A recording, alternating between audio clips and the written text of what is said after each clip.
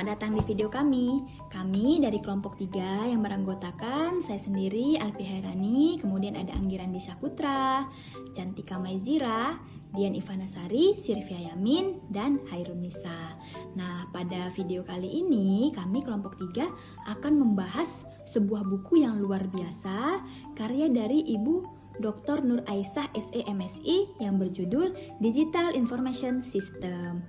Nah, untuk kelompok 3 kami akan membahas chapter 3 yang mengangkat topik yang sangat relevan dengan era modern saat ini, yaitu topik tentang strategi manajemen perusahaan yang berfokus pada masa depan. Nah, topik ini membahas bagaimana sih sebuah perusahaan itu tidak hanya mampu bertahan tapi juga mampu berkembang di tengah perubahan yang begitu cepat. Nah, pada chapter 3 di bagian 1 terlebih dahulu kita diajak memahami apa itu manajemen strategi. Nah, menurut buku ini inti dari keberhasilan jangka panjang itu adalah manajemen strategi. Nah, jadi apa sih manajemen strategi itu?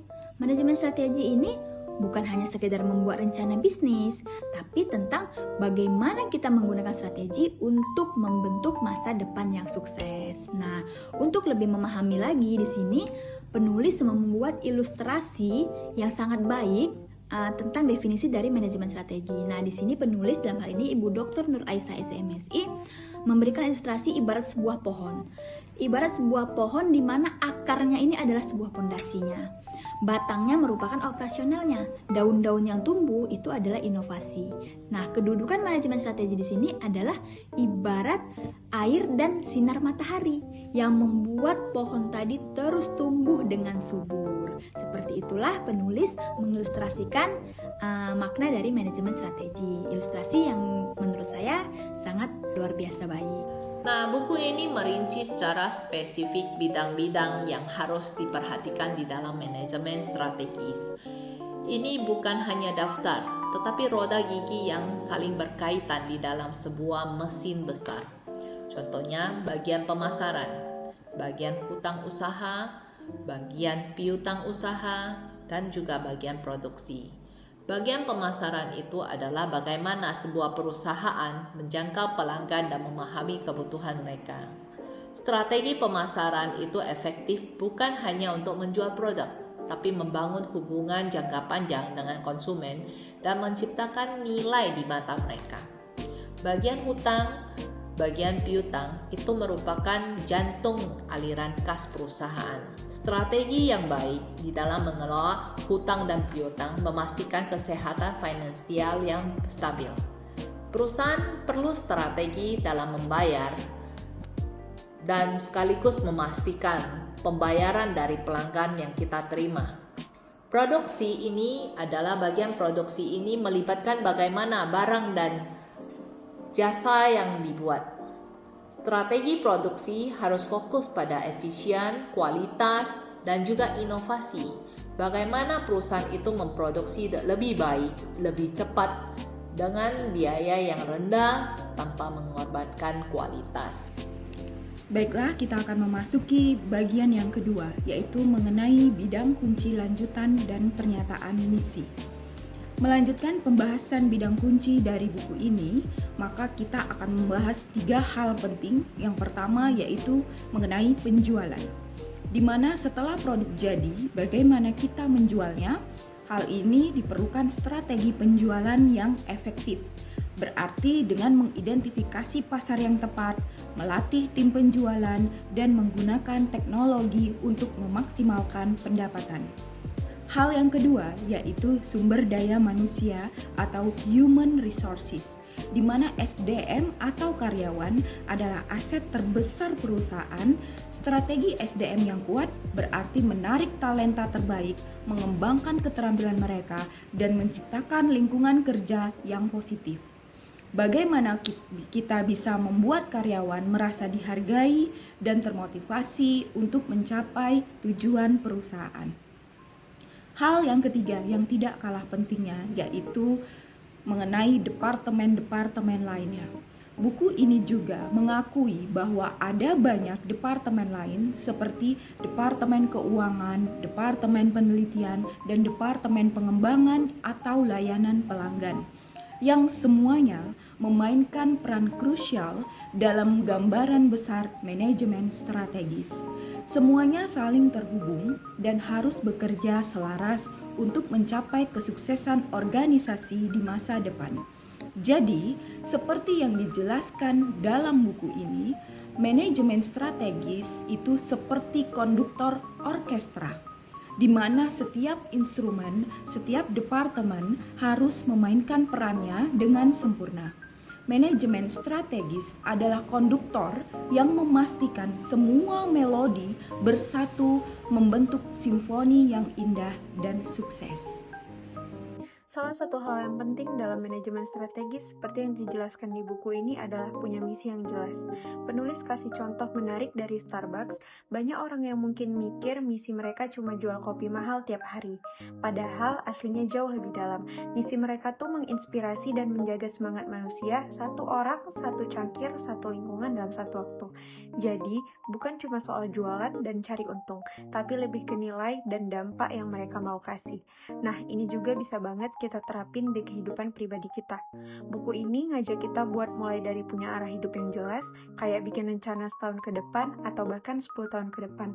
Salah satu langkah yang awalnya adalah bikin pernyataan misi pribadi. Misalnya, kamu pengen inspirasi orang lewat karya seni, atau pengen jadi versi terbaik dari diri kamu sebagai pelajar. Intinya, penulis buku ini ngajarin kita kalau punya misi, kalau hidup itu penting banget supaya kita nggak jalan tanpa arah. Di era digital ini, perusahaan harus terus beradaptasi dengan tren masa depan. Buku Digital Information System dengan cermat mengidentifikasikan beberapa area krusial yang perlu diperhatikan dalam strategi manajemen perusahaan yang berfokus pada masa depan. Di antaranya ada Agile Management dan Remote Work. Konsep Agile Management memungkinkan perusahaan untuk merespon perubahan dengan cepat. Sedangkan remote work atau kerja jarak jauh memberikan fleksibilitas yang lebih besar lagi. Beberapa perusahaan teknologi besar sudah memanfaatkan framework ini.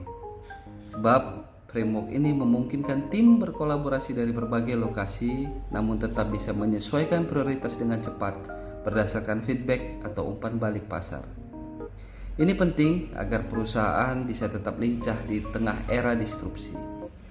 Kemudian AI dengan keragaman dan inklusinya serta sustainability juga menjadi area krusial yang perlu diperhatikan. Tren-tren ini saling berkaitan dengan membentuk masa depan pekerjaan yang lebih cerdas dan bertanggung jawab. Bayangkan saat ini sebuah perusahaan yang menggunakan AI bisa menganalisis data pasar global sambil tetap menjaga keragaman timnya yang bekerja dari berbagai zona waktu, namun tetap memastikan operasional mereka berjalan lancar dan berkelanjutan. AI juga dapat membantu mengidentifikasi bias dalam perekrutan untuk meningkatkan keragaman atau mengoptimalkan rantai pasok untuk mengurangi jejak karbon bahkan saat sebagian besar karyawan bekerja dari rumah. Melanjutkan area krusial yang diidentifikasi oleh buku ini untuk masa depan, diantaranya adalah kesejahteraan karyawan atau disebut employee well-being dan pengambilan keputusan berbasis data atau disebut data driven decision making. Yang kedua, pembelajaran berkelanjutan atau disebut continuous learning dan bisnis yang digerakkan oleh tujuan atau disebut purpose driven business. Untuk kesejahteraan karyawan dan pengambilan keputusan berbasis data, hal ini fokus pada kesehatan fisik dan mental karyawan tidak lagi menjadi pilihan, melainkan sebuah keharusan. Hal ini harus didukung oleh analisis data yang kuat untuk pengambilan keputusan yang tepat.